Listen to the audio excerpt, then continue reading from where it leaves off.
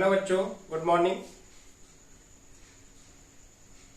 पिछले video lecture में हम लोगों ने पढ़ा था लाइट क्या होता है, लुमिनस ऑब्जेक्ट क्या होते हैं, नॉन लुमिनस ऑब्जेक्ट क्या होते हैं, लाइट के बेसिस पर ऑब्जेक्ट्स को कितने पार्ट में डिवाइड किया गया है। साथ ही साथ हम लोगों ने रिफ्लेक्शन ऑफ लाइट की बात की थी। इस वीडियो लेक्चर में हम बात करेंगे रिफ्लेक्शन ऑफ लाइट की। साथ ही साथ हम बात करेंगे रिफ्लेक्शन कितने प्रकार के होते हैं, उनके टाइप कितने होते हैं, क्या क्या होते हैं। साथ ही साथ आज के वीडियो लेक्चर में हम लोग मिरर के बारे में भी पढ़ेंगे। तो आज का वीडियो लेक्चर बहुत ही मजेदार होने वाला है, तो अंत तक वीडियो में बने रहिएगा। और अगर मेरे चैनल पर आप लोग नए हैं या पहली बार देख रहे हैं तो चैनल को सब्सक्राइब करिए, लाइक करिए, शेयर करिए, और अगर सब्सक्राइब कर चुके हैं तो कंटिन्यू बने रहिए। चलिए तो स्टार्ट करते हैं रिफ्लेक्शन ऑफ लाइट के बारे में। रिफ्लेक्शन ऑफ लाइट होता क्या है, तो कल के वीडियो लेक्चर में हम लोगों ने बात किया था कि जब भी कोई लाइट रे किसी ब्राइट सरफेस पर इंसिडेंट होती है, किस तरह के सरफेस पर, ब्राइट सरफेस पर इंसिडेंट होती है, तो वे सेम उसी डायरेक्शन में रिवर्स भी हो जाती है, रिटर्न भी हो जाती है। तो इस तरह के फिनोमिना के, इस तरह के प्रोसेस को हम लोगों ने रिफ्लेक्शन ऑफ लाइट कहा था। जैसे हम लोग एक बॉल को लेकर के और दीवार पे क्या करें, एक बॉल पे ऐसे थ्रो करें तो क्या होता है, दीवार से जैसे ही बॉल स्ट्राइक करती है फिर से रिटर्न आ जाती है। तो इसको क्या कहते हैं, रिफ्लेक्शन ऑफ बॉल कहते हैं। साथ ही साथ किसी खाली कमरे में जाएं और तेज से साउंड करें, तेज तेज से चिल्लाएं, तो हमारी ही साउंड जो होती है रिटर्न आती है, रिवर्स आती है, जिसको हम लोग रिफ्लेक्शन ऑफ साउंड के नाम से जानते हैं, जिसको इको भी कहते हैं, जिसको प्रतिध्वनि हिंदी में कहते हैं, जिसको अपने लैंग्वेज में गूंज भी कहते हैं। तो चलिए आज के वीडियो लेक्चर में हम स्टार्ट करते हैं रिफ्लेक्शन। रिफ्लेक्शन ऑफ, केवल रिफ्लेक्शन लाइट में ही नहीं होता, इवन साउंड में होता है, डेली लाइफ में होता है। जस्ट लाइक अगर हम लोग Newton third law of motion की बात करते हैं तो Newton third law of motion में भी कहीं ना कहीं रिफ्लेक्शन का यूज हुआ होता है। कैसे होता है, हम लोग पढ़े हैं Newton third law of motion में every action is equal and opposite reaction. That means अगर किसी ऑब्जेक्ट पे हम 10 न्यूटन का फोर्स लगाते हैं तो वो ऑब्जेक्ट भी रिवर्स डायरेक्शन में, बैकवर्ड डायरेक्शन में 10 न्यूटन का फोर्स लगाती है हमारे ऊपर। इसको हम लोग एक्शन रिएक्शन लॉ के नाम से जाने थे। मतलब जितना एक्शन हुआ उतना रिएक्शन हुआ, तो एक्शन आगे होता है तो रिएक्शन पीछे होता है, जिसको हम लोग क्या कहते हैं, Newton third law of motion कहते हैं। इसमें हम बात करेंगे रिफ्लेक्शन ऑफ लाइट की। तो सबसे पहले इसमें एक ब्राइट सरफेस की जरूरत होती है। किस तरह के सरफेस की जरूरत होती है, ब्राइट सरफेस की जरूरत होती है। अब ब्राइट सरफेस किस तरह का है, स्मूथ है या जिगजैग है, रफ है, उसकी बात हम आगे करेंगे। अभी हम एक केवल बात कर रहे हैं कि एक ब्राइट सरफेस होना चाहिए। ब्राइट सरफेस कैसे बनाया जाएगा इसकी भी हम लोग बात अभी करेंगे। पहले समझ लेते हैं कि रिफ्लेक्शन ऑफ लाइट होता क्या है। तो जनरली अगर क्या कहते हैं कि अगर एक लाइट रे इस पर इंसिडेंट होती है, क्या किया हमने, इस ब्राइट सरफेस पर ऊपर से एक रे ड्रॉ कर दिया, एक रे इंसिडेंट करा दिया। जैसे ही रे इंसिडेंट कराते हैं ये क्या होती है, सेम ऐसे डायरेक्शन में रिटर्न चली जाती है।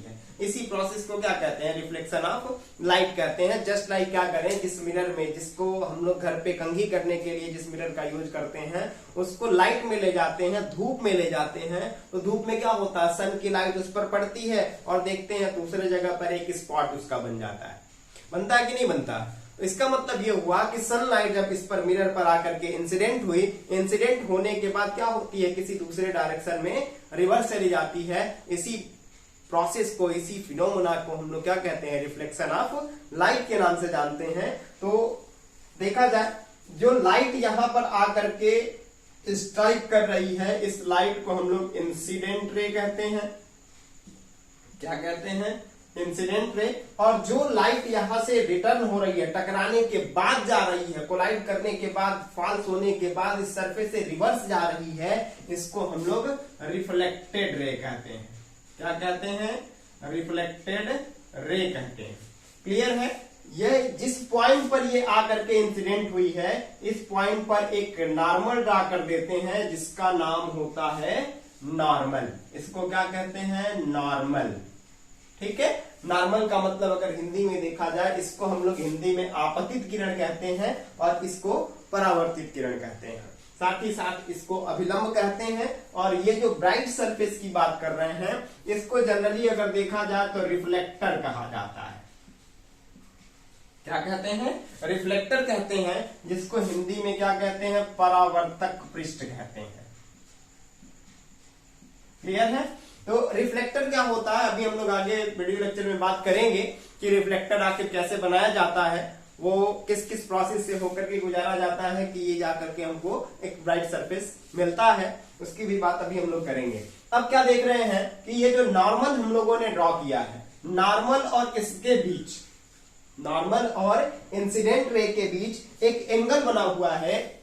किसके किसके बीच एक एंगल बना हुआ है? नॉर्मल और इंसिडेंट रे के बीच एक एंगल बना हुआ है, जिस एंगल को हम लोग क्या कहते हैं? एंगल ऑफ इंसिडेंट कहते हैं। ये है इंसिडेंट रे और ये है नॉर्मल, इन दोनों के बीच ये एक एंगल बना हुआ है। इस एंगल को क्या कहते हैं?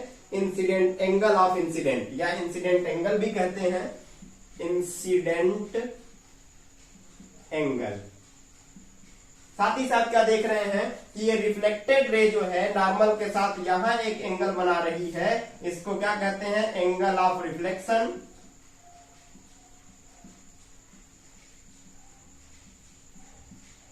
जनरली इसको आर से डिनोट करते हैं और इसको आई से डिनोट करते हैं। क्लियर है? तो अब हमने क्या कहा कि इंसिडेंट एंगल जो होता है नॉर्मल और इंसिडेंट रे के बीच का बना हुआ एंगल होता है, जैसा कि इस फिगर में हम लोग देख रहे हैं। साथ ही साथ रिफ्लेक्टेड एंगल के लिए या एंगल ऑफ रिफ्लेक्शन के लिए हम लोगों ने कहा कि जो रिफ्लेक्टेड लाइट है और जो नॉर्मल है, इन दोनों के बीच जो एंगल बना हुआ है, उसी एंगल को हम लोग क्या कहते हैं?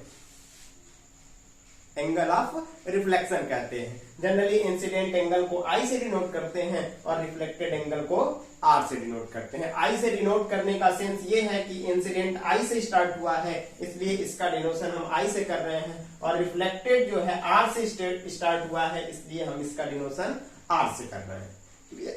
क्लियर है? अब समझते हैं कि ये जिस पॉइंट पर लाइट आकर के इंसिडेंट हुई, जिस पॉइंट पर ये लाइट आकर के इंसिडेंट हुई है, इसको इंसिडेंट पॉइंट कहते हैं। क्या कहते हैं? इंसिडेंट पॉइंट कहते हैं। जनरली अगर देखा जाए तो इसको हिंदी में आपतन बिंदु कहते हैं। इंसिडेंट एंगल को आपतन कोण कहते हैं और इसको परावर्तन कोण कहते हैं। लिख भी दे रहे हैं हम, इसको आपतन कोण कहते हैं। कौन सा कोण?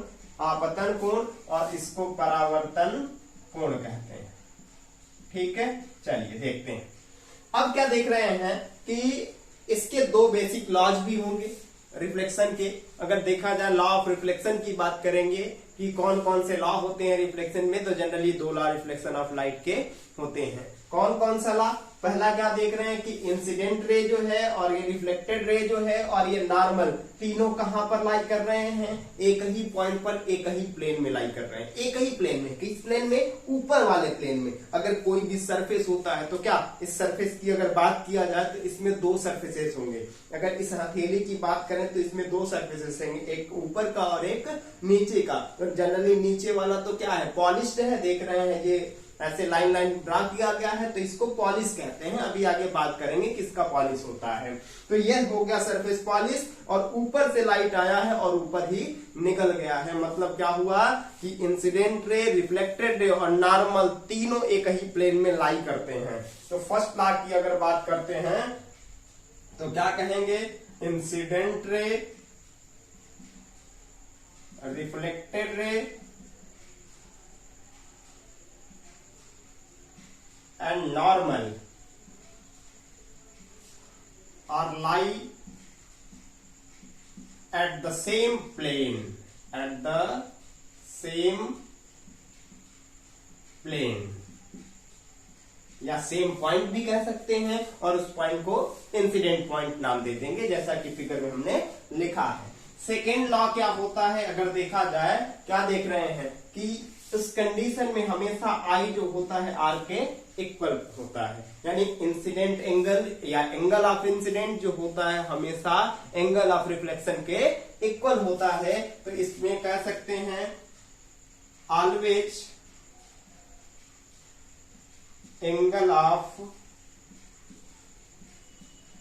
Incident is equal to angle of reflection. ठीक है, अगर देखा जाए तो क्या I equal to angle R. Generally इसको एंगल नहीं, क्योंकि पूरे एंगल का नाम हम लोगों ने आई लिखा है, इसलिए आई इक्वल टू आर। ये क्या है, सेकेंड रिफ्लेक्शन का लॉ जो है ये सेकेंड है। फर्स्ट में क्या था कि इंसिडेंट रे, रिफ्लेक्टेड रे और नॉर्मल सभी एक ही पॉइंट पर एग्जिस्ट होते हैं या सभी एक ही प्लेन पर लाई करते हैं, जिसको हम लोग पॉइंट ऑफ इंसिडेंट या इंसिडेंट पॉइंट कहा था हम लोगों ने।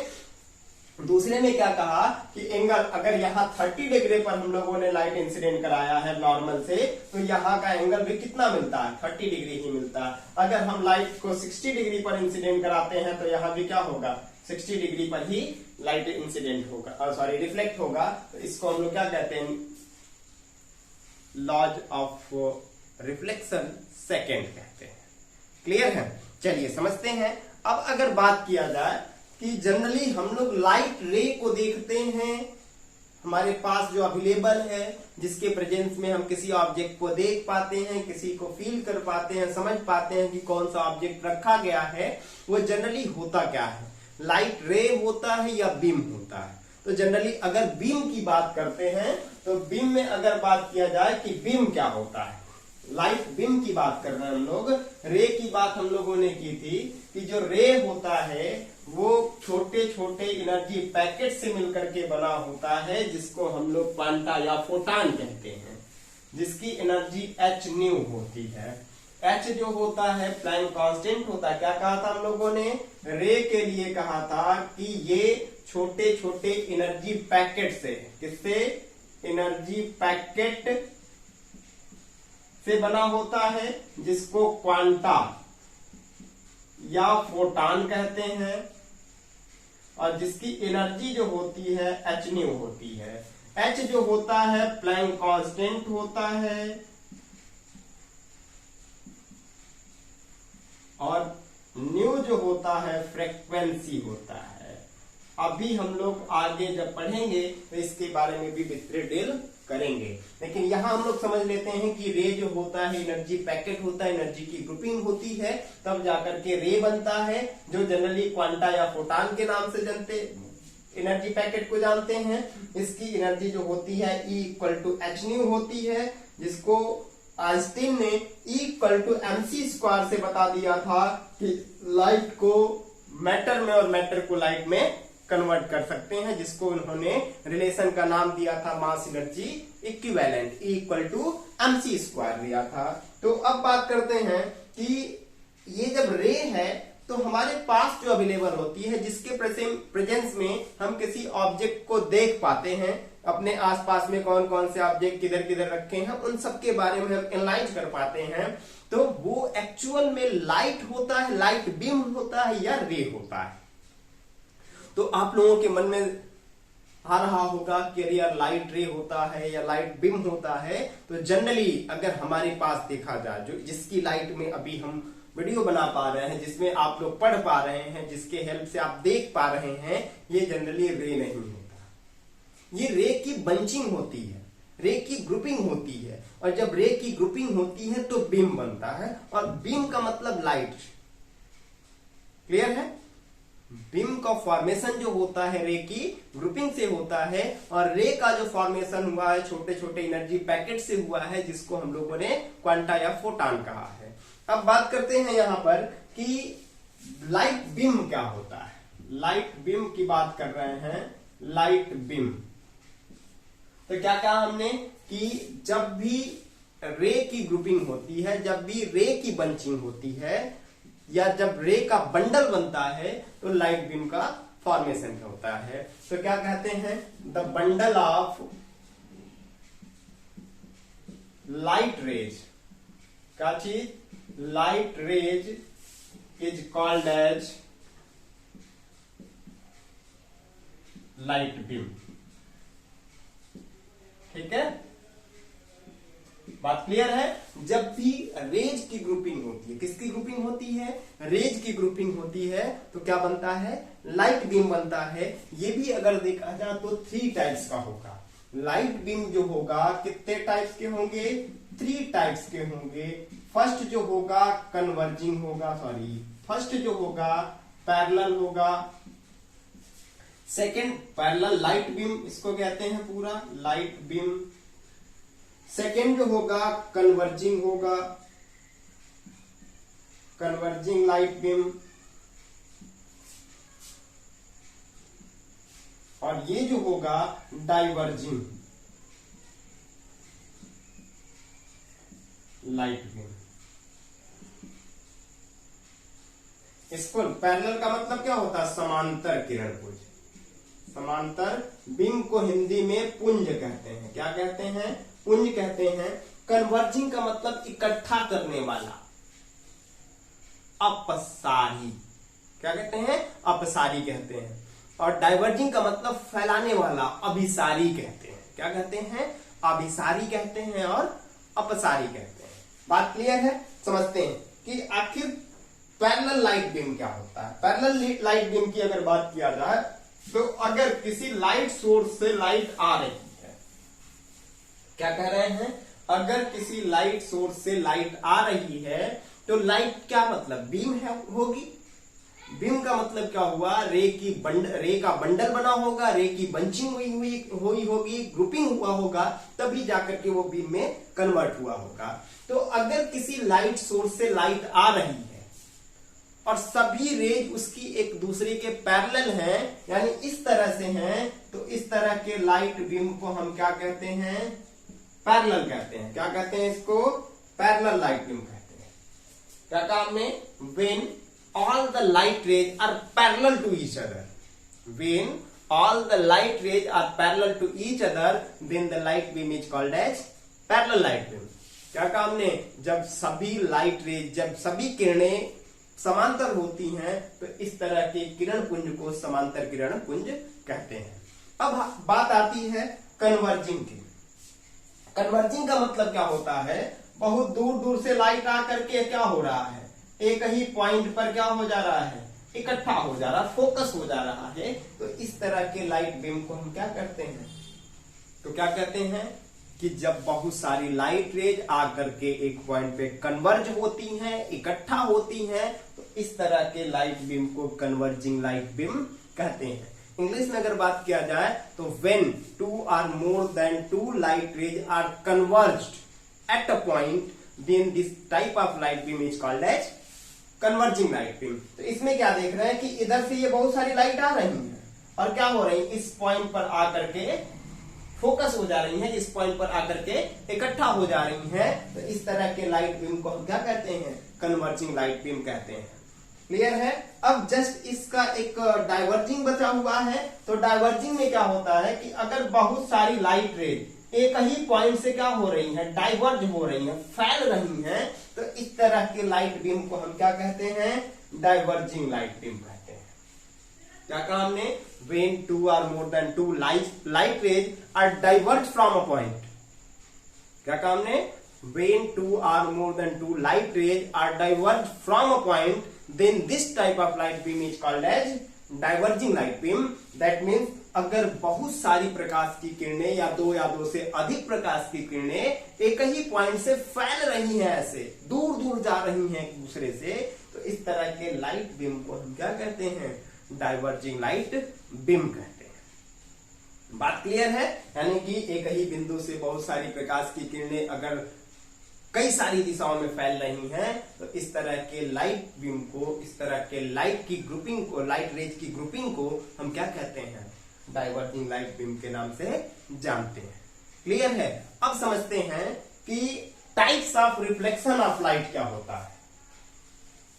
हम लोगों ने हेडिंग पहले ही लिखा है, ये इसमें जरूरत थी, इस वजह से हमने पहले बता दिया। नहीं तो पहले हम लोगों ने हेडिंग लिखा था रिफ्लेक्शन ऑफ लाइट क्या होता है, उनके कितने टाइप्स होते हैं।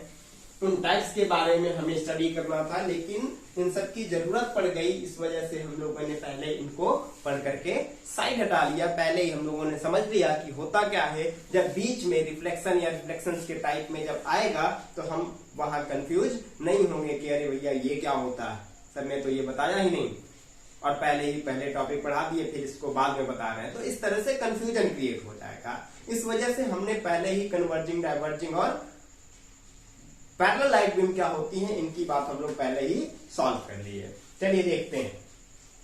अब हम बात करते हैं types of reflection of light की। जनरली आज का टॉपिक हम लोगों का यही था, तो बात करते हैं कि types of reflection of light होता क्या है। टाइप्स का मतलब तो आप समझते हैं कि रिफ्लेक्शन कितने प्रकार का होगा, उसके कितने बेटे होंगे, वो कितने भागों में बांटा गया होगा, डिवाइड किया गया होगा। तो अगर बात करते हैं तो रिफ्लेक्शन को दो पार्ट में डिवाइड किया गया है। रिफ्लेक्शन ऑफ लाइट के जो है दो पार्ट होते हैं, जिनका नाम अभी हम लोग देखेंगे। दो पार्ट में अगर देखा जाए डिफरेंस क्या होता है, क्या होते हैं, इनकी सभी चर्चा बात अभी हम लोग करेंगे। तो इसमें अगर देखा जाए तो दो टाइप में इनको बांट दिया गया। एक को रेगुलर कहा गया, क्या कहा गया, एक को रेगुलर कह दिया गया और दूसरे को इर्रेगुलर कह दिया गया, या इसी को हम लोग डिफ्यूज्ड भी कहते हैं। क्या कहते हैं, डिफ्यूज। हिंदी में इसको देखा जाए तो नियमित परावर्तन कहते हैं। क्या कहते हैं, नियमित परावर्तन, और इसको अनियमित कहते हैं। अनियमित या फिर अगर देखा जाए तो इसको विसरित भी बोलते हैं, विसरित परावर्तन। ठीक है, क्या कहा हमने कि जो रिफ्लेक्शन ऑफ लाइट होगा वो दो तरह का होगा, जिसमें से एक का नाम हम लोगों ने रेगुलर कह दिया और दूसरे का नाम इर्रेगुलर, जो कि हमने यहां लिखा है। रेगुलर को हमने बताया हिंदी में कि क्या कहते हैं, इसको नियमित परावर्तन कहते हैं, और इर्रेगुलर को हमने कहा कि डिफ्यूज भी बोलते हैं। इर्रेगुलर का मतलब क्या क्या देख रहे हैं, रेगुलर का just opposite, synonym, sorry opposite word जो होगा, एंटोनिम्स जो होगा, वो क्या होता है, रेगुलर का इर्रेगुलर होता है। तो इर्रेगुलर और रेगुलर में डिफरेंस तो अभी नाम सुनने से ही समझ में आ रहा है कि रेगुलर हम जानेंगे कि रेगुलर रिफ्लेक्शन ऑफ लाइट क्या होता है, जस्ट उसका अपोजिट समझ जाएंगे कि नहीं नहीं बस भैया यही होता है, इर्रेगुलर या डिफ्यूज्ड। तो सबसे पहले हमें रेगुलर की बात करनी होगी कि रेगुलर रिफ्लेक्शन ऑफ लाइट होता क्या है। इसको हम कैसे समझते हैं, कॉन्सेप्ट क्या होता है, एकदम सिंपल सा इसका कॉन्सेप्ट होता है भैया, एकदम आसानी से हम इसको समझ जाते हैं जब थोड़ा सा ध्यान देंगे तब। अगर थोड़ा सा ध्यान दे दिया जाए तो रिफ्लेक्शन वाला चैप्टर जो है, रिफ्लेक्शन जो पार्ट है, एकदम सिंपल होता है, आसानी से इसको समझा जा सकता है। अगर बोर्ड के हिसाब से देखा जाए, क्लास 10 के हिसाब से भी अच्छे खासे नंबर से आ जाते हैं इससे, साथ ही साथ कंपटीशन में भी इस टॉपिक से, इस चैप्टर से क्वेश्चन आते हैं। 12th क्लास में अगर इसको बात किया जाए तो रे ऑप्टिक्स में आता है, और रे ऑप्टिक्स में मिरर और लेंस, साथ ही साथ human I and optical instrument मिलकर के 14 मार्क्स के आ जाते हैं। तो आसानी से हम लोग क्या करते हैं, एकदम सिंपल सा चैप्टर पढ़ करके और 40 मार्क्स, नियर अबाउट 2.8% हम लोग कंजर्व कर सकते हैं बोर्ड एग्जाम के लिए। साथ ही साथ कंपटीशन, IIT, JEE, नीट वगैरह में भी इससे क्वेश्चन आते हैं, तो हम लोग आराम से इसको सॉल्व कर सकते हैं। तो देखते हैं रेगुलर रिफ्लेक्शन ऑफ लाइट क्या होता है। तो अगर इसका स्क्रीनशॉट लेना हो, आप लोग स्क्रीनशॉट लेते रहिए हमेशा। चलिए देखते हैं, रेगुलर की बात करते हैं। रेगुलर में क्या होता है, क्या बात कर रहे हैं हम लोग, रेगुलर की, रेगुलर, और जिसके बाद रिफ्लेक्शन ऑफ लाइट ऊपर से कॉपी पेस्ट कर लेते हैं। तो रेगुलर में क्या होता है, अभी इसमें अभी हम लोगों ने बात किया था रिफ्लेक्टिंग सरफेस की या रिफ्लेक्टर की या ब्राइट सरफेस की, इन्हीं दोनों में डिफरेंस होता है। सरफेस बदलेंगे, रेगुलर से इर्रेगुलर हो जाएगा, इर्रेगुलर से रेगुलर हो जाएगा। क्या करना है, हमें एक ब्राइट सरफेस लेना है। किस तरह का सरफेस लेना है, ब्राइट सरफेस। ब्राइट तो होना ही चाहिए, साथ ही साथ ये स्मूथ भी होना चाहिए। बात क्लियर ना, स्मूथ का मतलब कहने का एकदम प्लेन होना चाहिए, क्लियर होना चाहिए, पीछे से पॉलिश जो होए चारों तरफ एकदम कंटिन्यू बरकरार रहनी चाहिए, हमेशा पॉलिश एकदम क्लियर रहे। अब यहां पर क्या करेंगे, जब हम एक से ज्यादा लाइट को इंसिडेंट कराएंगे, पैरेलल लाइट को हम लोग इंसिडेंट करा रहे हैं, ये 3 4 हमने पैरेलल लाइट को इंसिडेंट करा दिया, ठीक है। ये 4 लाइट, अब ये क्या है, ये पैरेलल लाइट बीम आया है, ये क्या आया है, पैरेलल लाइट बीम आया है। तो क्या देख रहे हैं कि ये सभी रे इंसिडेंट हुई हैं, और ये सभी रे क्या होती हैं, जिस एंगल पर ये इंसिडेंट हुई थी उसी एंगल पर क्या हो जाती हैं, रिफ्लेक्ट भी हो जाती हैं। तो इस तरह का अगर कहीं रिफ्लेक्शन दिखता है तो इस तरह के रिफ्लेक्शन को हम क्या कहते हैं, रेगुलर रिफ्लेक्शन ऑफ लाइट कहते हैं। इनमें क्या देख रहे हैं, इनमें कंडीशंस क्या है, इसमें सिमिलरिटी और डिसिमिलरिटी की बात क्या है, क्या देख रहे हैं कि ये सभी एक दूसरे के पैरेलल थे। यहां से ये 4 लाइट आई है, A B C and D, 4 light rays आई हैं, ये चारों जब रिफ्लेक्ट हुई हैं तब भी क्या हो गई हैं, उसी तरह से पैरेलल ही हैं।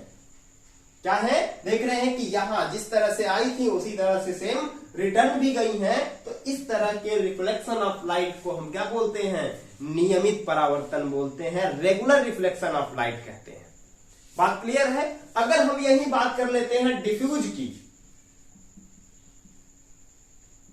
डिफ्यूज या जिसको हम लोगों ने क्या कहा था, इररेगुलर रिफ्लेक्शन ऑफ लाइट, ठीक है, डिफ्यूज भी कहते हैं और इररेगुलर तो अभी हम लोगों ने बात किया ही।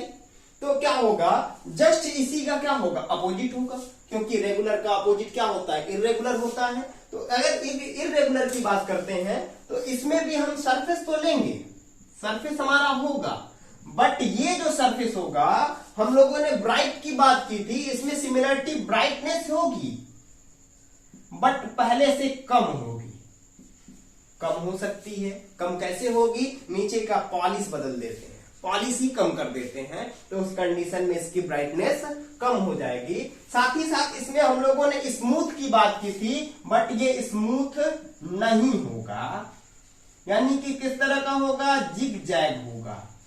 मतलब जिग जैग का मतलब रफ होगा, उबड़ खाबड़ होगा। किस तरह का होगा, उबड़ खाबड़ होगा। या फिर हो सकता है कि ये पोरस हो, पोरस का मतलब हल्के हल्के छेद उसमें छिद्र हो, होल्स हो, तो उसको हम क्या कहते हैं, पोरस कहते हैं।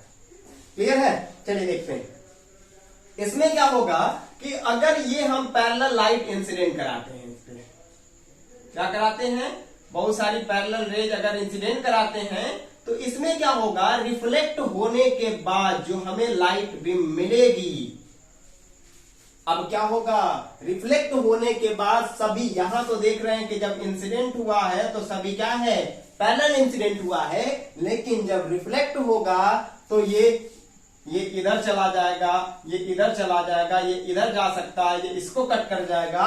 इस तरह का अगर रिफ्लेक्शन हमें कहीं भी मिलता है तो इसको क्या बोलते हैं हम लोग,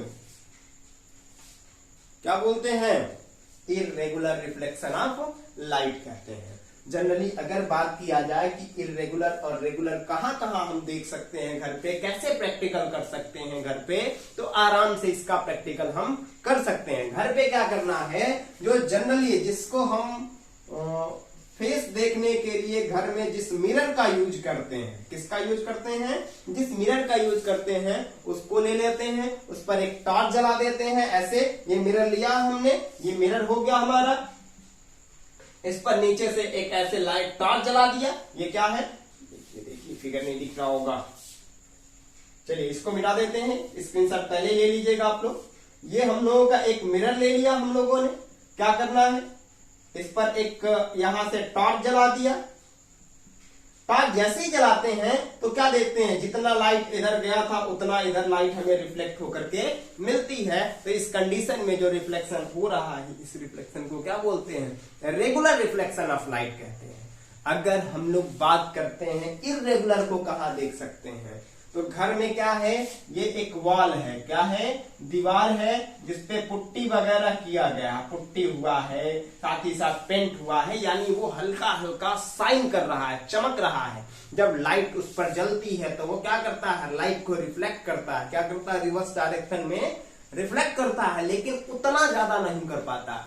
आना चाहिए, अगर हम इस पर लाइट 90 डिग्री पर इंसिडेंट कराए हैं तो हमारी तरफ ही लाइट आ जाना चाहिए, बट नहीं आता, हल्का फुल्का उधर उधर लाइट रह जाता है। या फिर चेयर पर जब हम लाइट इंसिडेंट कराते हैं तो उससे भी रिफ्लेक्ट होता है, बट जिस तरह का स्पॉट इसमें दिखता है उस तरह का चेयर में स्पॉट हमें नहीं दिखता। तो इसका मतलब जितने भी ऑब्जेक्ट हमारे आसपास अवेलेबल है वो सभी रिफ्लेक्शन की प्रोसेस तो कराते हैं, बट प्लेन ना होने के कारण, ब्राइट ज्यादा ना होने के कारण, उस पर पॉलिश ना होने के कारण वो क्या करते हैं, इरेगुलर या डिफ्यूज रिफ्लेक्शन कराते हैं, जिसके कारण हमें उनका स्पॉट बनता हुआ नहीं दिखता। लेकिन जो मिरर, जिस मिरर में हम चेहरा देखते हैं, कंघी करते हैं, फेस देखते हैं, उसमें अगर देखा जाए कि अगर लाइट इंसिडेंट कराते हैं तो रिफ्लेक्ट होकर के कहीं ना कहीं वॉल पर जाकर के उसका स्पॉट बनता है, हल्का व्हाइट कलर का एक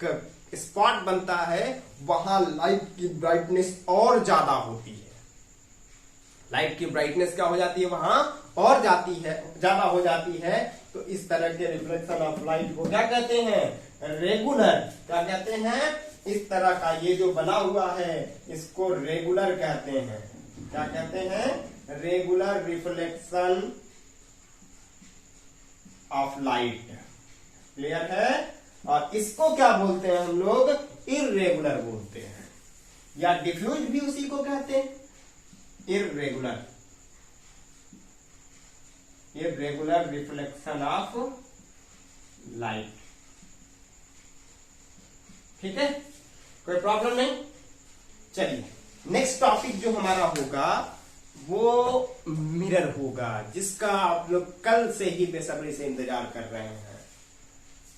कल भी लास्ट हम लोगों ने मिरर पे ही कहा था कि नेक्स्ट वीडियो लेक्चर जो होगा हम लोगों का, नेक्स्ट जब भी क्लास होगी तो हम लोगों का मिरर पे होगा। तो यहां हम लोगों को मिरर पढ़ना है। मिरर से पहले मिरर की स्टोरी जाननी होगी, मिरर होता क्या है, इसका यूज क्या है, ये सारा कुछ हम लोग पढ़ेंगे धीरे धीरे धीरे धीरे, एकदम धीरे धीरे पढ़ेंगे, आराम से पढ़ते चलेंगे, सीखते चलेंगे।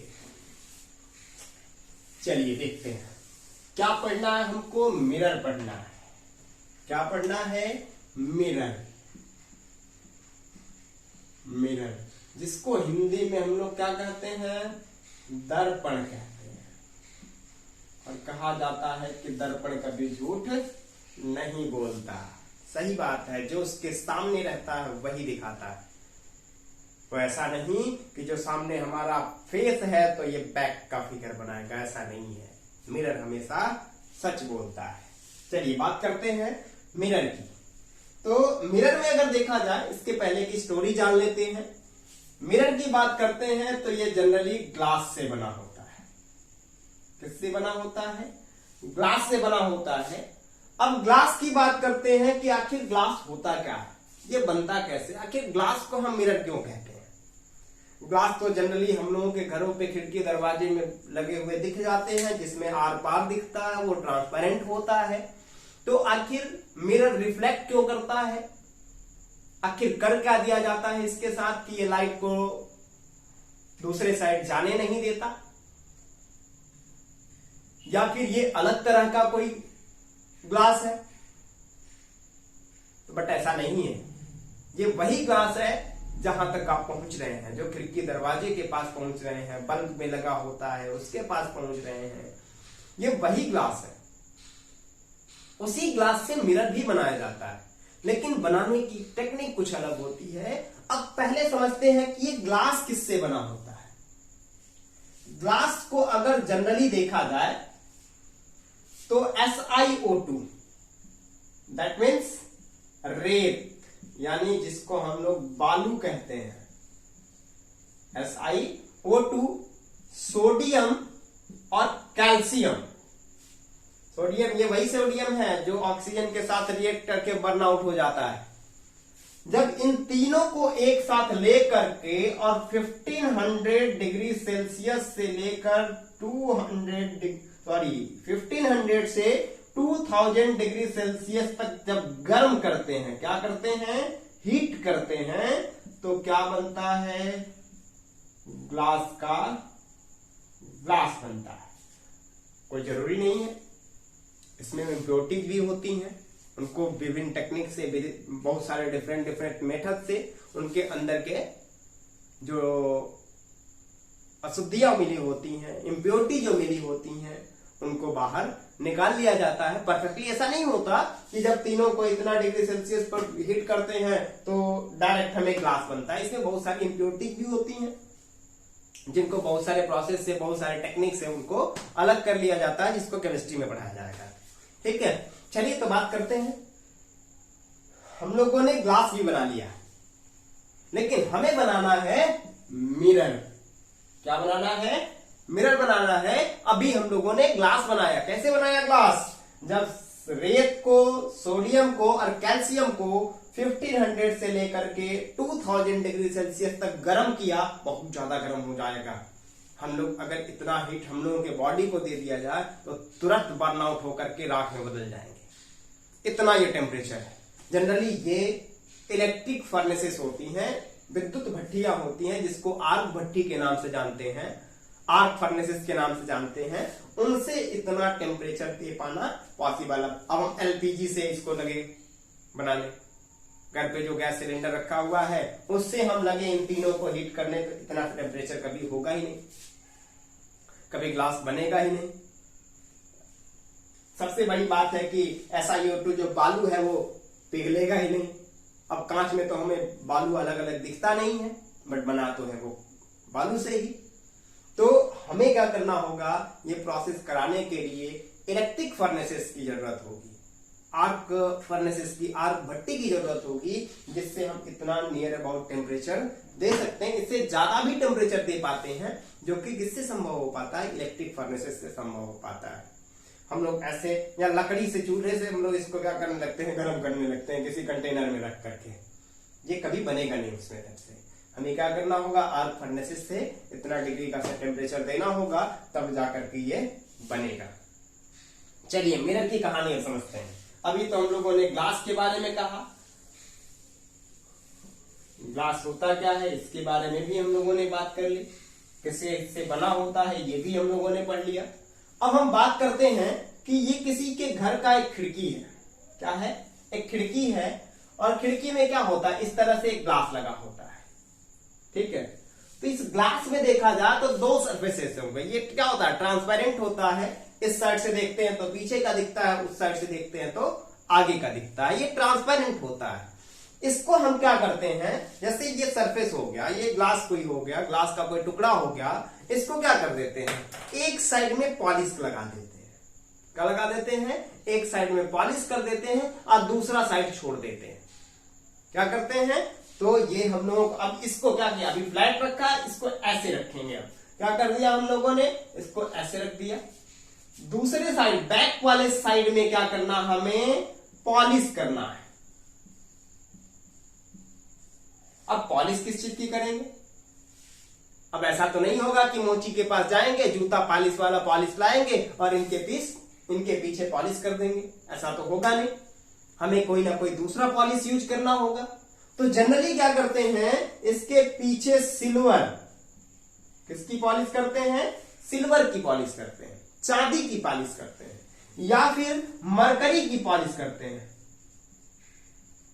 मरकरी, सिल्वर का अगर देखा जाए तो डिनोशन Ag होता है और मरकरी का Hg होता है। वाह, दोनों के लास्ट में जी आया है, Ag सुनो जी, Hg है ना। चलिए बात करते हैं, सिल्वर की पॉलिश करते हैं या फिर मरकरी की पॉलिश करते हैं। दोनों ही मेटल है, दोनों क्या है, मेटल है, बट दोनों में एक डिफरेंस है। ये जो होता है ये सॉलिड स्टेट में पाया जाता है। किसमें होता है, ये सॉलिड में, और ये लिक्विड में स्टेट में पाया जाता है। मरकरी जो होता है लिक्विड स्टेट में। देखे होंगे आप लोग, जब डॉक्टर के पास हम लोग फीवर नपवाने जाते हैं तो क्या करता है, एक थर्मामीटर लगाता है। अब तो इलेक्ट्रिक थर्मामीटर आ गया है, लेकिन पहले क्या, एक रिफिल जैसा मोटा सा थोड़ा सा एक ग्लास रखा था, उस पर स्केल बना हुआ था, वो मुंह में देता था और उसमें क्या होता था, देखते थे नीचे से ऊपर की तरफ एक व्हाइट कलर का कोई लिक्विड चढ़ने लगता था ऊपर टेम्परेचर के कारण। वही क्या होता था, मरकरी होता था। तो हम क्या करते हैं, इनके पीछे या तो मरकरी की पॉलिश करते हैं या फिर सिल्वर की पॉलिश करते हैं। क्लियर है। अब देखते हैं, मरकरी या सिल्वर की जब पॉलिश करते हैं तो ये परफेक्टली रिफ्लेक्ट नहीं कर पाते, ये परफेक्टली मिरर की तरह बिहेव नहीं करते। उसके लिए क्या करते हैं, पहले हम सिल्वर की कोटिंग कर देते हैं बैक साइड में, इसके बाद रेड ऑक्साइड, किसका, रेड ऑक्साइड या iron oxide, iron OXID oxide का पीछे फिर से लेप लगाते हैं, फिर से पॉलिश करते हैं, या फिर ब्लैक पेंट कोई लगा देते हैं। क्या, ब्लैक पेंट लगा देते हैं। पहले क्या किया हम लोगों ने, सिल्वर या मरकरी को लपेटा, पीछे पॉलिश किया सिल्वर या मरकरी का, फिर उसके ऊपर हमने क्या किया, रेड ऑक्साइड या आयरन ऑक्साइड, लाल ऑक्साइड या लोहे के लाल ऑक्साइड को लेकर के इसके ऊपर पॉलिश कर देते हैं। तब जो जाकर के बनता है हमारा क्या बन जाता है, मिरर बन जाता है। बात क्लियर है, कोई प्रॉब्लम नहीं। क्या कहा हमने कि पहले एक ट्रांसपेरेंट ग्लास को लेते हैं, ग्लास लेने के बाद उसके पीछे सिल्वर या मरकरी की पॉलिश कर देते हैं। इसके बाद क्या करते हैं, उसके ऊपर सिल्वर या मरकरी के ऊपर हम लोग रेड ऑक्साइड या आयरन ऑक्साइड, जिसका फार्मूला जो होता है Fe2O3 होता है, या कहीं कहीं हमने पढ़ा है लेड ऑक्साइड, जिसको लिथार्ज के नाम से भी जानते हैं, इसकी भी पॉलिश की जाती है। ठीक है। अब देखते हैं, तब जाकर के ये हमें क्या मिलता है, मिरर मिलता है। और मिरर कैसा मिलता है, ये भी कितने टाइप्स का होगा, इसकी भी बात हम लोग इस वीडियो में करेंगे। अब देखते हैं, पहले सिल्वर की बात करें तो ये कॉस्टली होगा। क्या होगा, कॉस्टली। मरकरी भी जनरली कॉस्टली ही होगा। तो कंपनियों को क्या होता था, घाटा होने लगा। सिल्वर कॉस्टली, मरकरी कॉस्टली, तो सिल्वर और मरकरी के जगह पर अब क्या होता है, एल्युमिनियम की पॉलिशिंग की जाती है। बट ये जो होता है जल्दी ही इसका पॉलिश खराब हो जाता है और इसमें हमारा क्लियर इमेज नहीं दिखता। बात क्लियर है। अब देखते हैं, साइंटिस्ट लोग भी तो यूज करते होंगे, लैब में भी तो यूज होता होगा। तो साइंटिस्ट लोग, जो हम लोग जनरली, जो हमारे खिड़की दरवाजे में ग्लास लगा होता है, ये नॉर्मल ग्लास होता है, और जो साइंटिस्ट लोग यूज करते हैं उस ग्लास का नाम पायरेक्स है। ये पायरेक्स ग्लास का यूज जो होता है वो साइंटिस्ट लोग करते हैं या लैबोरेटरी में किया जाता है। ये अच्छे क्वालिटी का ग्लास होता है, ये जल्दी खराब नहीं होता। चलिए तो बात करते हैं, हम लोगों ने अभी मिरर क्या होता है, मिरर क्या होता है ये तो जाना नहीं, मिरर बना कैसे है ये सारी स्टोरी हम लोगों ने जान। तो इतना करते करते हम लोग मिरर बना कैसे है तो नियर अबाउट इसकी डिफिनीशन भी हम लोग जान ही चुके हैं कि एक ऐसा सरफेस जो ब्राइट हो, रिफ्लेक्टर हो, जिसके पीछे वाले पार्ट पे पॉलिश की गई हो। किसकी पॉलिश होनी चाहिए, सिल्वर या मरकरी की पॉलिश, फिर उसके ऊपर किसकी, रेड ऑक्साइड या फिर आयरन ऑक्साइड की पॉलिश होनी चाहिए, या फिर ब्लैक पेंट लगा होना चाहिए पीछे। तो इस तरह से हमें मिरर मिलता है। तो मिरर को हिंदी में हमने कहा दर्पण। तो क्या कहेंगे इसकी डिफिनेशन, एक ऐसा सरफेस जिसके एक पार्ट पर, एक सरफेस पर पॉलिश की गई हो और दूसरा सरफेस ब्राइट हो, रिफ्लेक्टर हो, लाइट को रिफ्लेक्ट करने का काम करे, तो इस तरह के सरफेस को मिरर कहते हैं। क्लियर। चलिए बात करते हैं टाइप्स ऑफ मिरर की। क्या होता है टाइप्स ऑफ मिरर, कितने तरह का मिरर होगा।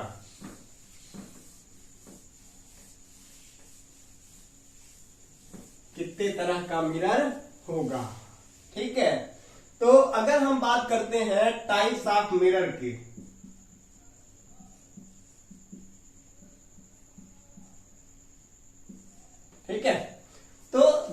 टाइप्स के मिरर होते हैं। अगर इनके शेप के बेस पर देखा जाए तो दो टाइप के मिरर होते हैं। कौन कौन से मिरर होंगे? एक होगा प्लेन मिरर और दूसरा होगा जिसको हिंदी में समतल दर्पण कहते हैं, समतल दर्पण। और दूसरा जो होगा स्फेरिकल होगा, स्फेरिकल मिरर, जिसको हिंदी में गोलीय दर्पण कहते हैं। क्या कहते हैं? गोलीय दर्पण कहते हैं। अब बात आ गई कि प्लेन मिरर क्या होता है, स्फेरिकल मिरर क्या होता है। अगर प्लेन मिरर की बात किया जाए, प्लेन नाम से ही क्लियर है। प्लेन कैसा? प्लेन। प्लेन क्या होता है? ये तो जनरल चीजें हैं, डेली लाइफ में ही यूज होता है। डेली लाइफ में हम लोग बात करते हैं इसकी। प्लेन मतलब सीधा साधा, इस तरह का सरफेस होना चाहिए, एकदम प्लेन, एकदम सीधा, फ्लैट होना चाहिए। तो इस तरह के सरफेस को क्या बोलते हैं? Plane surface. यानी कि हम लोग क्या करेंगे, एक मिरर लेंगे, एक ग्लास लेंगे, ट्रांसपेरेंट ग्लास ही होगा, इसके पीछे बैक वाले साइड पे क्या कर देंगे? पॉलिश कर देंगे। पहले किसकी? सिल्वर या मरकरी की। फिर किसकी कोटिंग करेंगे? सिल्वर या मरकरी। फिर क्या करेंगे? पीछे अभी हमने बताया Fe2O3 या जिसको हिंदी में हम लोगों ने जिसको हम लोगों ने रेड ऑक्साइड या फिर आयरन ऑक्साइड के नाम से, यही है आयरन ऑक्साइड। इसका पीछे क्या करते हैं? पॉलिश कर देते हैं या फिर ब्लैक पेंट कर देते हैं, ब्लैक पेंट कर देते हैं। ये क्या देख रहे हैं कि ये पीछे वाले सरफेस पे पॉलिश है इस तरह से, और ये सामने वाला जो सरफेस है, ये वाला जो सरफेस है वो कैसा है? प्लेन है, ब्राइट है, स्मूथ है। तो इस तरह के मिरर को क्या कहते हैं? Plane mirror. कौन सा मिरर? Plane mirror. तो अगर प्लेन मिरर की डेफिनेशन की बात करें, the mirror whose reflecting surface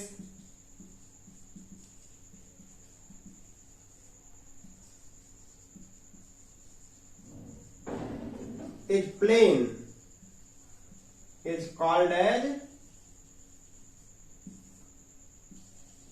कौन सा मिरर? Plane mirror. तो फिगर भी ड्रॉ कर सकते हैं आप लोग। इस तरह के मिरर को क्या कहते हैं हम लोग? ये जो बना हुआ है राउंडिंग, जो बीच में केवल बना है, जिसके पीछे हमने ऐसे ऐसे लाइन लाइन किया है, जिसके पीछे पॉलिश किया गया है, इसको हम क्या कहते हैं?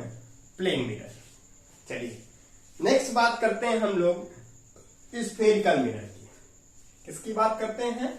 स्फेरिकल मिरर की।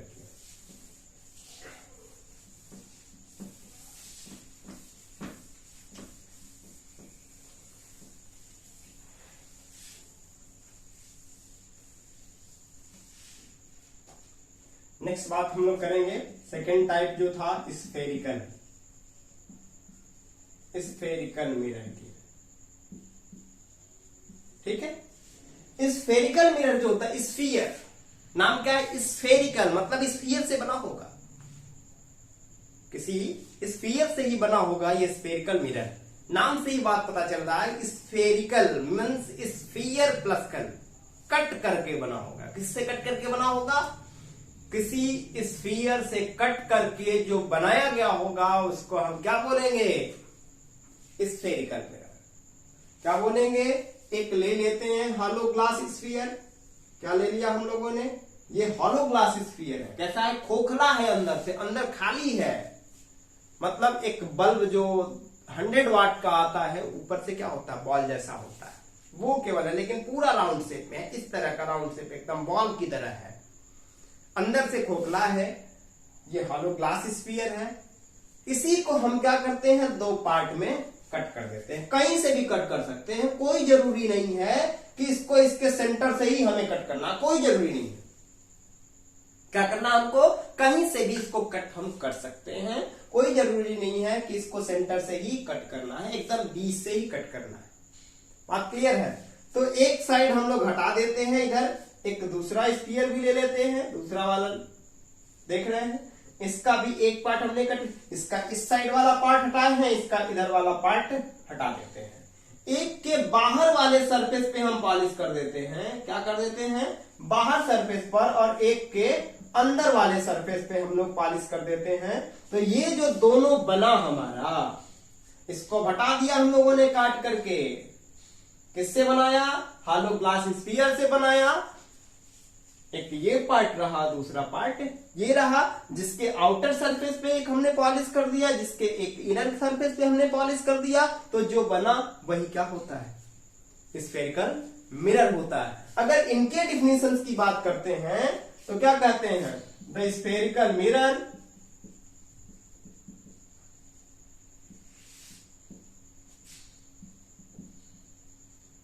is a mirror which is a part of hollow glass sphere. Hollow glass sphere whose one surface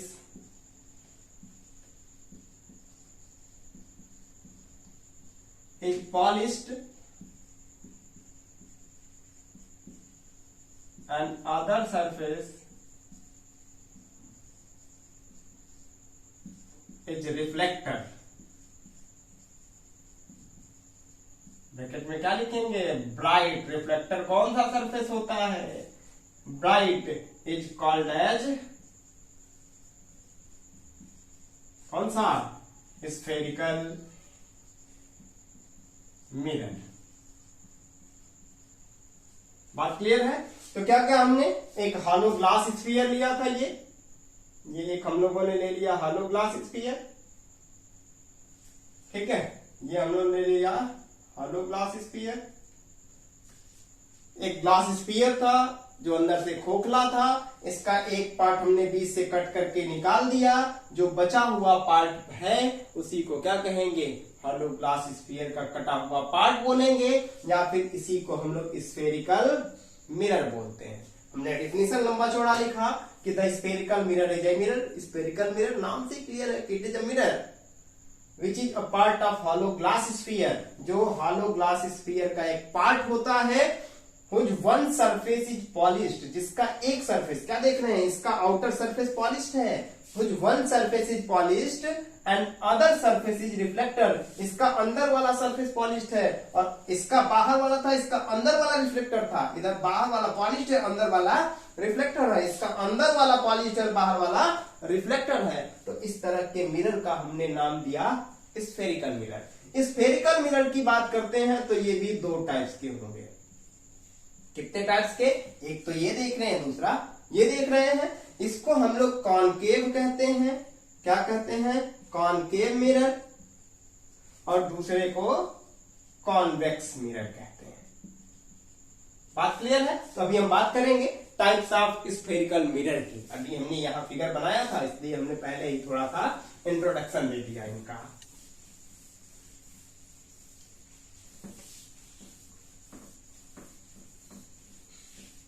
चलिए देखते हैं। अब हम बात करते हैं टाइप्स ऑफ किसकी, मिरर की। Types of spherical mirror.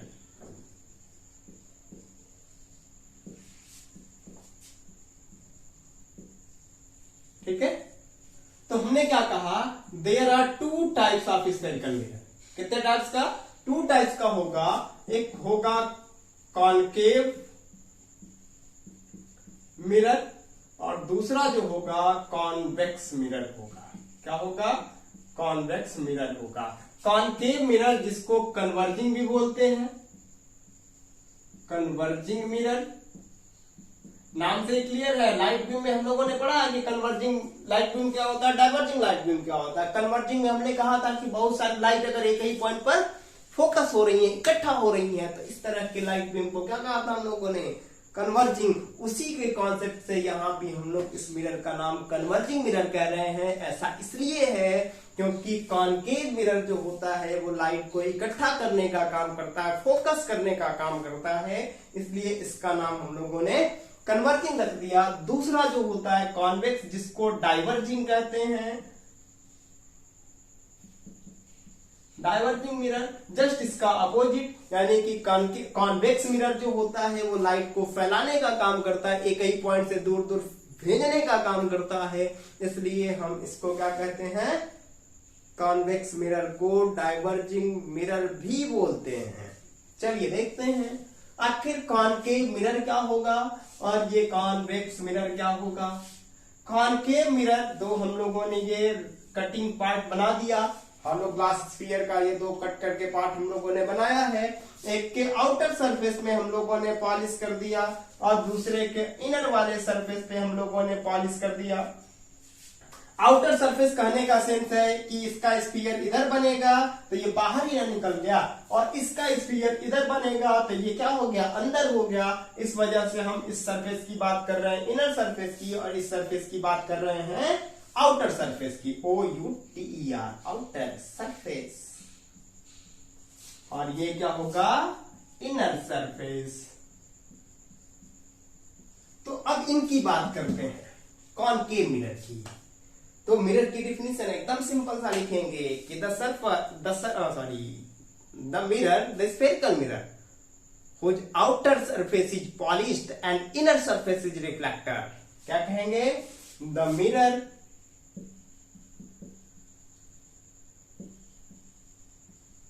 whose outer surface is polished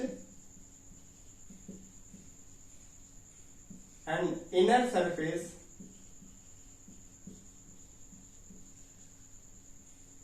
is reflector.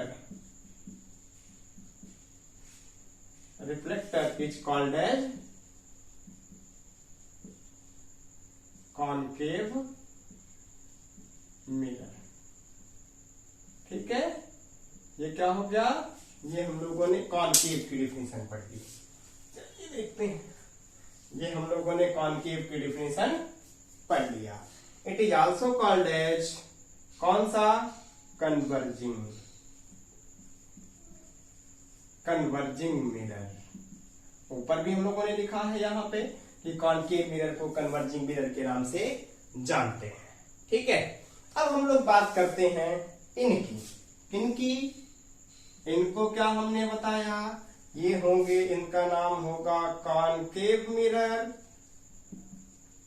और इनका नाम होगा कॉन्वेक्स मिरर। इनको हम लोग हिंदी में अवतल दर्पण कहते हैं और इनको जो है उत्तल दर्पण कहते हैं। ठीक है, जस्ट इनका अपोजिट हम क्या करेंगे, उनका कॉन्सेप्ट बनाएंगे, जस्ट इनका अपोजिट उनका डिफिनेशन लिखेंगे। क्या कहेंगे, the spherical mirror whose inner surface is polished and outer surface is reflector, is called as, कौन सा, convex mirror, which is also called as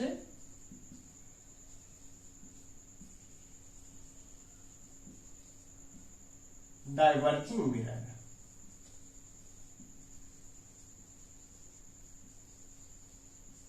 ठीक है, स्क्रीनशॉट लेना हो आप लोग ले सकते हैं। चलिए तो इरेज करते हैं इसको भी। कोई कंफ्यूजन होगा कमेंट बॉक्स में कमेंट छोड़ दीजिएगा, बता देंगे फिर से। चलिए देखते हैं मिरर से रिलेटेड, स्फेरिकल मिरर से रिलेटेड और भी कुछ कॉन्सेप्ट्स हैं, कुछ डेफिनेशंस हैं जिनके बारे में हम लोग पढ़ेंगे। अभी पढ़ेंगे, इसी वीडियो लेक्चर में हम बात करेंगे। थोड़ा सा वीडियो लंबा होने वाला है मजा भी आ रहा है पढ़ाने में और पढ़ने में भी आप लोगों को मजा आएगा।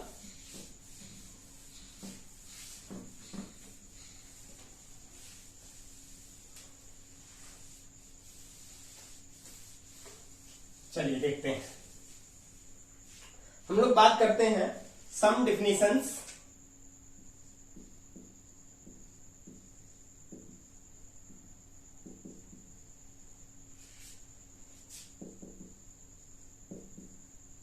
Related to spherical mirror. SM का मतलब समझ जाइएगा, स्फेरिकल मिरर लिखा हमने। एसएम का मतलब क्या लिखा हमने? स्फेरिकल मिरर लिखा है। तो क्या देख रहे थे कि एक हॉलो ग्लास स्फीयर लिया था हम लोगों ने। ये हॉलो ग्लास स्फीयर दो बना लेते हैं क्योंकि दो स्फीयर है, स्फेरिकल मिरर है। ये दो हॉलो ग्लास स्फीयर लिया हम लोगों ने। एक को इधर से कट करके हटाया था, ये हटा दिया हमने कट करके, ये डॉटेड लाइन का मतलब कट करके हटा दिया। एक के राइट वाले पार्ट को हम लोगों ने कट करके हटा दिया था। अब देखते हैं कि जब एक इसके बाहर वाले पार्ट पे ऐसे पॉलिश किए थे, पॉलिश का नाम हमने लिखा था कौन कौन सी पॉलिश होती है, और इनके इनर वाले सरफेस पे पॉलिश कर देते हैं, तब जाकर के इनको हम लोग कॉनकेव कहे थे, कॉनकेव मिरर। और इनका नाम हम लोगों ने कॉन्वेक्स मिरर लिखा था। ठीक है, अब बात करते हैं कि जब ये किसी न किसी हॉलो ग्लास स्फीयर से खोखले गोले से कट करके बनाए गए हैं तो इनका कहीं ना कहीं सेंटर पॉइंट होगा, कहीं ना कहीं बीच होगा। तो इनका सेंटर हम लोगों ने ये कह दिया। अब ये जिस हॉलो ग्लास स्फीयर से कट करके बनाए गए हैं उस हॉलो स्फीयर के सेंटर को सेंटर ऑफ कर्वेचर कहते हैं। इसको क्या कहते हैं हम लोग? सेंटर ऑफ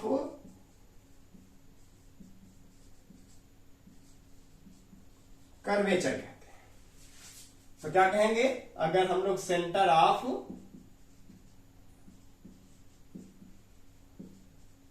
कर्वेचर की बात करते हैं तो क्या कहेंगे? The centre of curvature is defined as the centre of the hollow glass sphere which is a part of spherical mirror is called as क्या? Centre of curvature which is denoted by C. क्या कहा हमने कि जिस खोखले गोले को काट करके हम लोगों ने स्फेरिकल मिरर बनाया है उस गोले के केंद्र को, उस गोले के सेंटर को सेंटर ऑफ कर्वेचर कहते हैं, जिसको सी से डिनोट करते हैं। बात क्लियर है? अब समझते हैं कि अब ये जो हॉलो ग्लास स्फीयर था इसका जब हमें सेंटर मिल गया तो सेंटर के सरकमफ्रेंस से डिस्टेंस को रेडियस कहते हैं। क्या कहते हैं? ये सेंटर मिल गया और ये इसका सरकमफ्रेंस। ठीक है, तो सरकमफ्रेंस और सेंटर को मिलाने वाली डिस्टेंस को क्या कहते हैं? रेडियस। इसलिए अब हम इसको क्या कहेंगे? RADIUS, radius of curvature. किससे डिनोट करेंगे? लिखा हमने R से डिनोट करेंगे। सेम यही कंडीशन इसमें भी होगा। ये सेंटर ऑफ कर्वेचर और इनसे इसको मिलाएंगे तो इसको हम लोग रेडियस ऑफ कर्वेचर कहेंगे। बात क्लियर है? समझते हैं फिर आगे क्या कहा हमने? Centre of curvature, radius of curvature में the radius of curvature is defined as the radius of the hollow glass sphere which is a part of spherical mirror. यानी जिस खोखले गोले से, किसके खोखले गोले से? कांच के, शीशे के, जिस खोखले गोले से काट करके हमने स्फेरिकल मिरर बनाया है उस गोले के, उस स्फीयर के रेडियस को, उसकी त्रिज्या को क्या कहते हैं? वक्रता त्रिज्या कहते हैं। Centre of radius of curvature कहते हैं, जिसको कैपिटल R से डिनोट करते हैं। ठीक है, अब समझते हैं।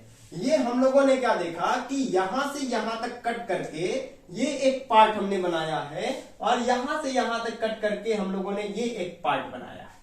तो यहां से यहां का तो मिड पॉइंट भी कहीं होगा ना? क्या होगा? मिड पॉइंट होगा कि नहीं होगा?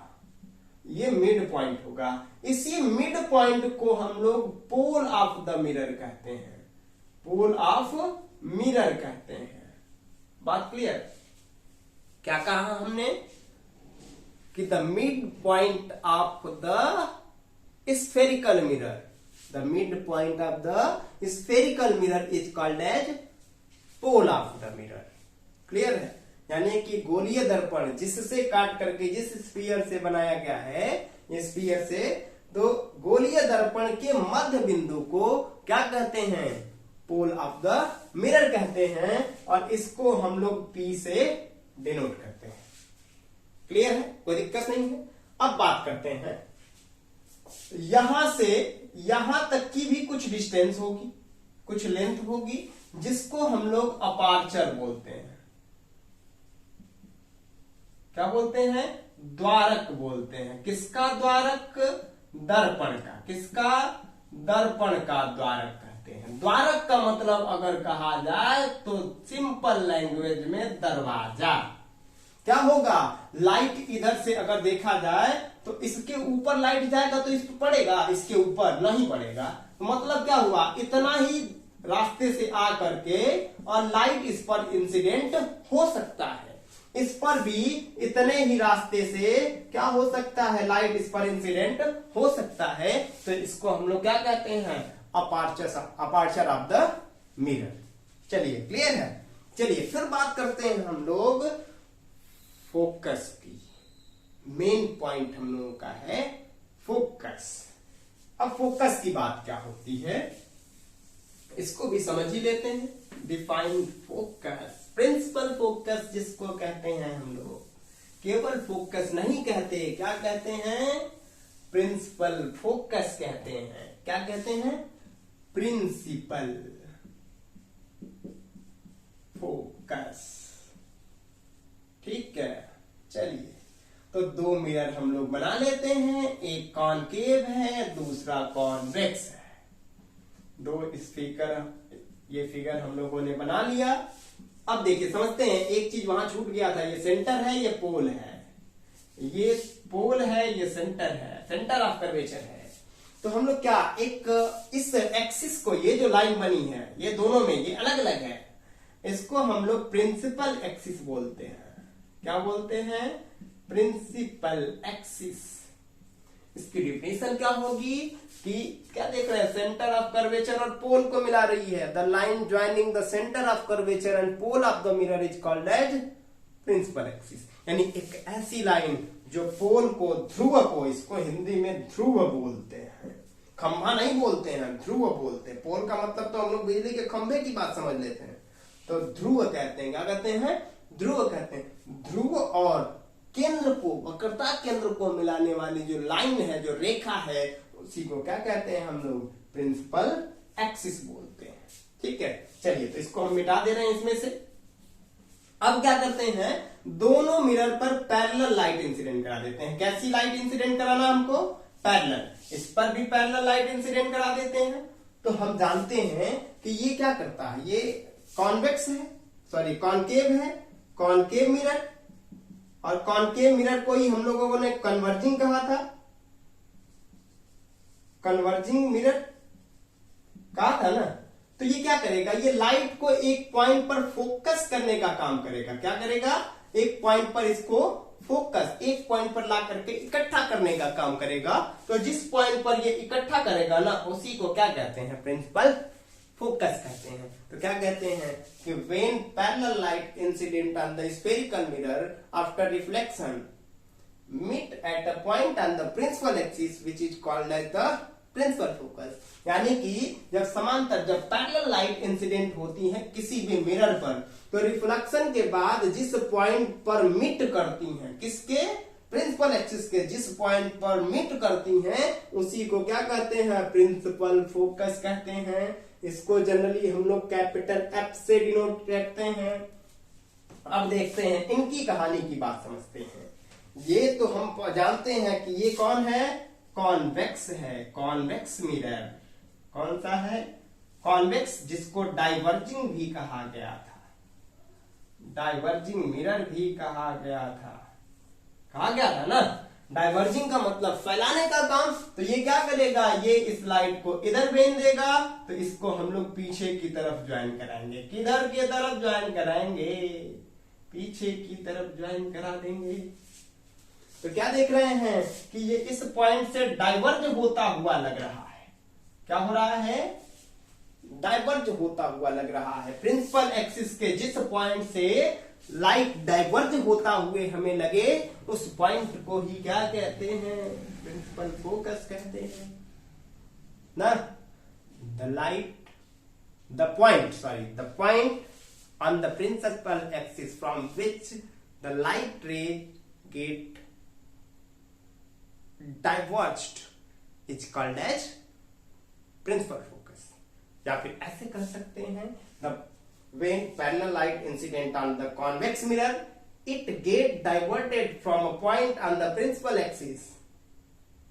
diverted का मतलब डाइवर्ज की बात कर रहे हैं, from a point on the principal axis which is called as principal focus and it is also denoted by capital F। किससे, कैपिटल F से। अब यही हम बात समझ लेते हैं फोकल लेंथ की। इसको इरेज कर देते हैं या फिर लिख लेते हैं यहीं पे FOCAL, focal length.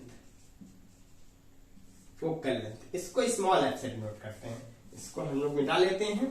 Focal length की अगर हम लोग बात करें तो क्या कहते हैं, ये पोल है, ये फोकस है, ये पोल है, ये प्रिंसिपल फोकस है। तो यहां से यहां तक की जो डिस्टेंस होगी, किसके किसके बीच का डिस्टेंस होगा, द डिस्टेंस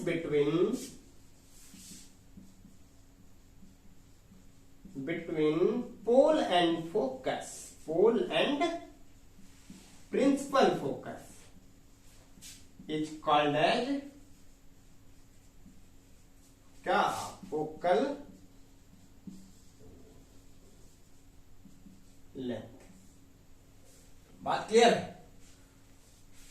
क्या कहा हमने कि पोल और प्रिंसिपल फोकस के बीच का जो डिस्टेंस होगा उसी को क्या कहा जाएगा, फोकल लेंथ कहा जाएगा। तो वही लिखा हमने, the distance between pole and principal, P dot मतलब principal focus, is called as focal length. It is denoted by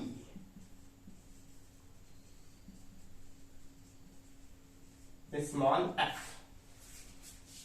clear, चलिए तो आज के वीडियो लेक्चर में बस इतना ही। नेक्स्ट वीडियो में हम लोग बात करेंगे ऑब्जेक्ट क्या होता है, इमेज क्या होता है, और इमेज के टाइप्स कितने होते हैं, साथ ही साथ इमेज फॉर्मेशन के रूल क्या होते हैं, ऑब्जेक्ट की पोजीशन कहां करेंगे तो इमेज हमारा कहां बनेगा, किस नेचर का बनेगा, रियल होगा, वर्चुअल होगा, छोटा होगा, बड़ा होगा, लैटरल इन्वर्टेड होगा। ये हम लोग बात करेंगे मिरर के साथ। बने रहिए हमारे साथ। साथ ही साथ हमारे चैनल कॉम्बो क्लासेस बाय आलोक सर